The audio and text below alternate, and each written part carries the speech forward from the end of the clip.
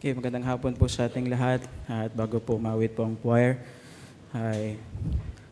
itong awiting pong ito ay isang remembrance po para po sa ating kapatid na si Rainiel Bacutok na naging parte din po ng senior choir.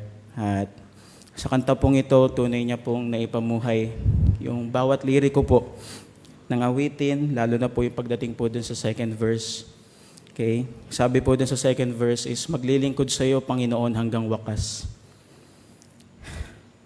Kung saan bago niya po nakasama yung Panginoon, ginawa niya po ng buong puso yung bawat ministry na pinagkaloob po at pinagkatiwala sa Kanya, gaya po ng soul winning, Bible study, at higit sa lahat, masaya po siya habang nagpa-practice po ng choir last Saturday po.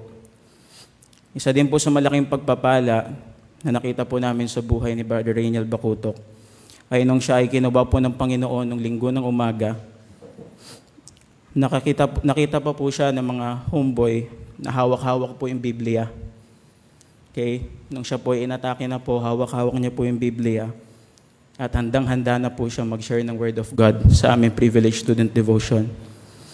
Makikita po natin doon na hanggang sa huling buhay niya po ay handa po siya magpalingkod sa Panginoon. At ito po yung legacy na iniwan ni Brother Rainiel na magiging challenge din po sa atin at isang legacy na makikita natin na tunay po siyang sumunod sa yapak ng ating Panginoon. At sana ganun din po tayo, nasusunod tayo sa mga yapak ng ating Panginoon. Kaya po ng aming aawitin ay sa iyong mga yapak. Muli po sa Panginoon po ang balik at ang papuri. Maraming salamat po.